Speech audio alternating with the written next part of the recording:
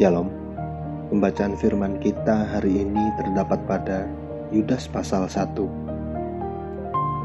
Salam dari Yudas, hamba Yesus Kristus dan saudara Yakobus kepada mereka yang terpanggil, yang dikasihi dalam Allah Bapa dan yang dipelihara untuk Yesus Kristus. Rahmat, damai sejahtera dan kasih kiranya melimpahi kamu. Hukuman atas guru-guru palsu. Saudara-saudaraku yang kekasih, sementara aku bersungguh-sungguh berusaha menulis kepada kamu tentang keselamatan kita bersama, aku merasa terdorong untuk menulis ini kepada kamu dan menasihati kamu, supaya kamu tetap berjuang untuk mempertahankan iman yang telah disampaikan kepada orang-orang kudus. Sebab ternyata ada orang tertentu yang telah masuk menyelusup di tengah-tengah kamu, yaitu orang-orang yang telah lama ditentukan untuk dihukum. Mereka adalah orang-orang yang fasik, yang menyalahgunakan kasih karunia Allah kita untuk melampiaskan hawa nafsu mereka, dan yang menyangkal satu-satunya penguasa dan Tuhan kita, Yesus Kristus. Tetapi sekalipun kamu telah mengetahui semuanya itu dan tidak meragukannya lagi, aku ingin mengingatkan kamu bahwa memang Tuhan menyelamatkan umatnya dari tanah Mesir, namun sekali lagi membinasakan mereka yang tidak percaya, dan bahwa Ia menahan malaikat-malaikat yang tidak taat pada batas-batas kekuasaan mereka, tetapi yang meninggalkan tempat kediaman mereka dengan belenggu abadi di dalam dunia kekelaman sampai penghakiman pada hari besar. Sama seperti Sodom dan Gomora dan kota-kota sekitarnya, yang dengan cara yang sama melakukan percabulan dan mengejar kepuasan-kepuasan yang tak wajar, telah menanggung siksaan api kekal sebagai peringatan kepada semua orang. Namun demikian, orang-orang yang bermimpi-mimpian ini juga mencemarkan tubuh mereka dan menghina kekuasaan Allah, serta menghujat semua yang mulia di sorga. Tetapi penghulu malaikat, Mikael, ketika dalam suatu perselisihan bertengkar dengan iblis mengenai mayat Musa, tidak berani menghakimi iblis itu dengan kata-kata hujatan, tetapi berkata, "Kiranya Tuhan menghardik engkau." Akan tetapi mereka menghujat segala sesuatu yang tidak mereka ketahui, dan justru apa yang mereka ketahui dengan nalurinya seperti binatang yang tidak berakal, itulah yang mengakibatkan kebinasaan mereka. Celakalah mereka, karena mereka mengikuti jalan yang ditempuh Kain, dan karena mereka oleh sebab upah menceburkan diri ke dalam kesesatan Bileam, dan mereka binasa karena kedurhakaan seperti Korah.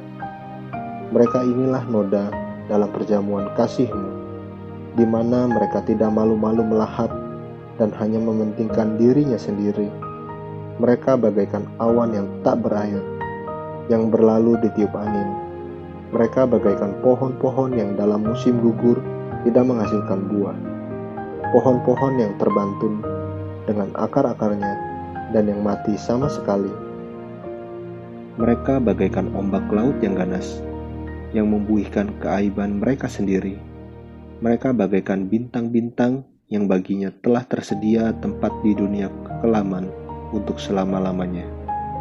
Juga tentang mereka Henokh, keturunan ketujuh dari Adam, telah bernubuat, katanya, "Sesungguhnya Tuhan datang dengan beribu-ribu orang kudusnya, hendak menghakimi semua orang dan menjatuhkan hukuman atas orang-orang fasik karena semua perbuatan fasik yang mereka lakukan dan karena semua kata-kata nista yang diucapkan orang-orang berdosa yang fasik itu terhadap Tuhan."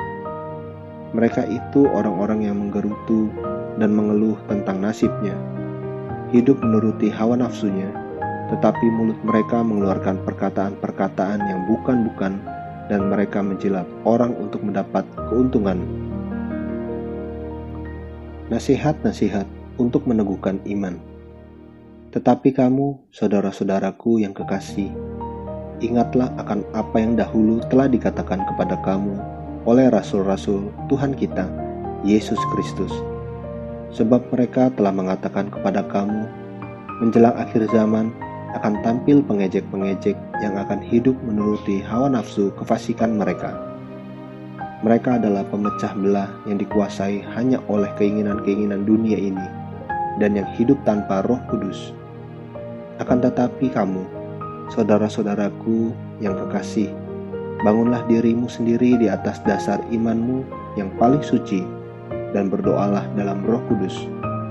Peliharalah dirimu demikian dalam kasih Allah sambil menantikan rahmat Tuhan kita, Yesus Kristus, untuk hidup yang kekal.